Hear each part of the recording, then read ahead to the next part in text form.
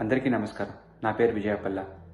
నేను ఈరోజు కెనడా కథలు అనే ఈ సంకలనంలో ఉన్న కథని చదవబోతున్నాను. ఇందులో 11వ పేజీలో ఉన్న మొదటి కథ నాదే. ఈ కథ పేరు పిట్ట కథ.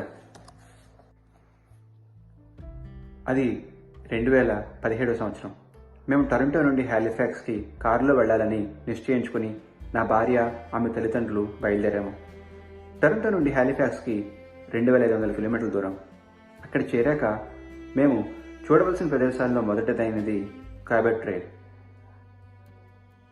ఇది చాలా ప్రసిద్ధి చెందిన ప్రదేశము. ప్రపంచంలోనే అతి సుందరమైన దృశ్యాలు ఇక్కడ కనిపిస్తాయని పేరు.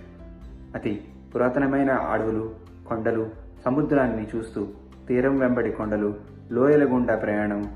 అందరం చాలా ఆసక్తిగా, ఉత్సాహంగా ఎదురుచూస్తున్న ప్రయాణిస్తున్నాం. ఆ ప్రదేశం గురించి మాట్లాడుకుంటూ ఎంతో హాయిగా కారులో వెళ్తున్నాం.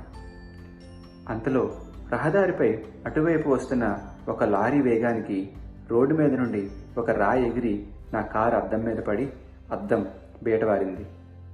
కారు ఓ పక్కకు ఆపి బీమా కంపెనీకి ఫోన్ చేశాను. వాళ్ళు వివరాలు కనుక్కొని, చిన్న బీటే కాబట్టి ప్రమాదం ఏమీ లేదు, మీ ప్రయాణం సాగించండి, మీరు తిరిగి టొరంటో వచ్చాక అద్దం మార్చుకోవచ్చు అని చెప్పారు. పర్వాలేదు కదా అని కొండల మీదుగా ప్రయాణం సాగించాం. ఒకచోట కొండ మీదకి ఎక్కుతున్నప్పుడు అద్దం బీట ఇంకొంచెం పెద్దదయ్యింది. మళ్ళీ బీమా వాళ్ళకి ఫోన్ చేసి విషయం చెప్పాను.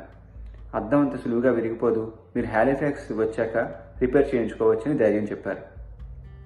కొద్దిగా ప్రశాంతత తగ్గినా అంత దూరం నుండి చేసిన ప్రయాణం వ్యర్థం కాకూడదని మనసు మళ్లించి ప్రకృతి అందాలు ఆస్వాదించడంలో మునిగిపోయాము.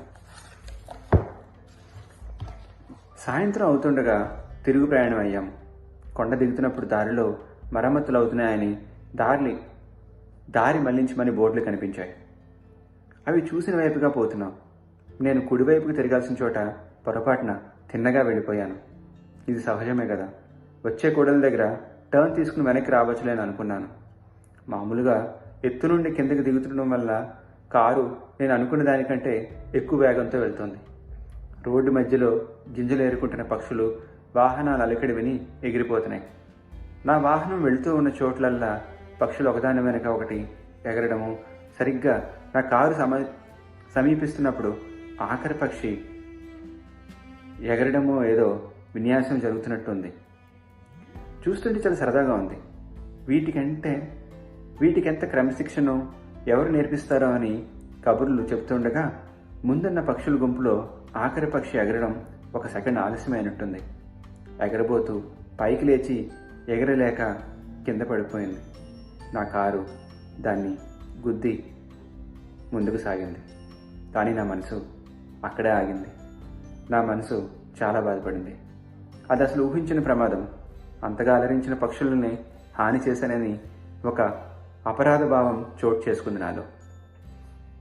కొద్ది దూరం అలా కొండ దిగాక అక్కడొక కాలువ అడ్డం వచ్చింది. ఇంకా వెనక్కి తిరిగి వెళ్ళడమే తప్ప ఇటు వెళ్లే మార్గం లేదనమాట. తిరిగి అదే రోడ్డు మీద ప్రయాణిస్తున్నప్పుడు ఇందాక నా వల్ల చనిపోయిన పిట్టను చూసి నా మనసు చెదిరిపోయింది. బాధతో ఆక్రోశించింది. అసలు నా కారుకి రాయి తగిలినప్పుడే ఆగిపోవాల్సింది. పోనీ వెళ్ళిన ముందు మలుపు తీసుకోవాల్సిన చోట తప్పడం కూడా నా అశ్రద్ధే. అందుకే ఇలాంటి దారుణం జరిగింది. మనసంతా ఏదో చేదు తిన్నట్టు అనిపించింది. మిగిలిన ప్రదేశాలన్నీ తిరిగినా ఎందుకో అంత సంతోషంగా లేదు. ఏదో తెలియని ఆవేదన నన్ను చుట్టుముట్టింది. మొత్తానికి ప్రయాణం ముగించి ఇల్లు చేరాం. కారు అద్దం బాగు చేయించాను.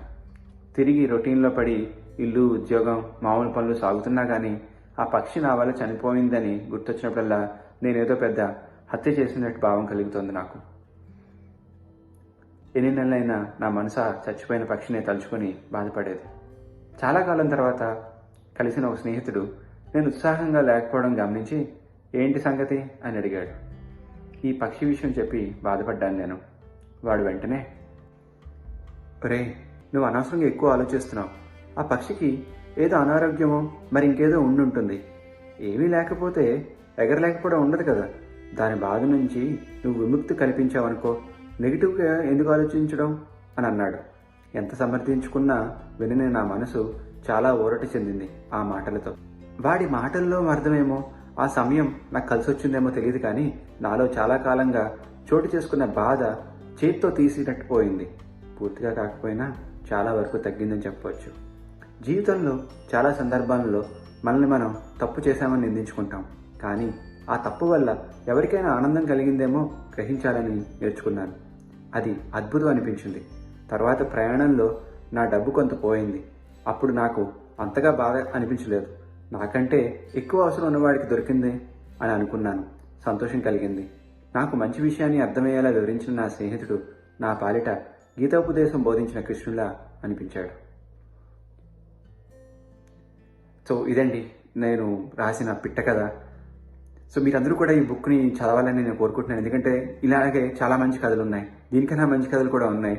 అండ్ ఈ బుక్ పబ్లిష్ చేసిన వాళ్ళందరికీ కూడా, మెయిన్గా లక్ష్మి గారికి అండ్ ఆవిడ టీమ్కి, ఆవిడ చాలా మందితో కోఆర్డినేట్ చేసి ఈ బుక్ని పబ్లిష్ చేశారు. ఇది అంత ఈజీగా అయ్యే జాబ్ కాదు, బట్ ఆమె చాలా తక్కువ టైంలో ఇదంతా చేసి మా అందరికీ బుక్స్ పబ్లిష్ చేసి ఇచ్చారు. చాలా థ్యాంక్ యూ వాళ్ళందరికీ, దీని గురించి కష్టపడిన వాళ్ళందరికీ.